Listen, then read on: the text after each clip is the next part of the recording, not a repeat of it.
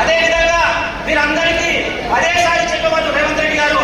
ఎందుకంటే కోడంగల్ అంటే వరంగల్ అనే వాళ్ళు, ఇప్పుడు వరంగల్ అంటే కోడంగల్ అనే పరిస్థితి వచ్చింది.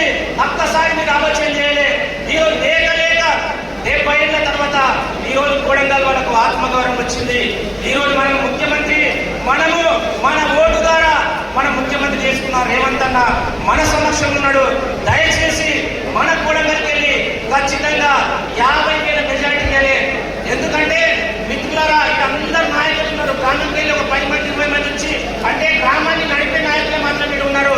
మీరమంతా మనమంతా ఈరోజు కేవలం 20 రోజులు కాన్సన్ట్రేట్ చేస్తే ఖచ్చితంగా 50,000 అనేది పెద్ద గొప్ప కాదు.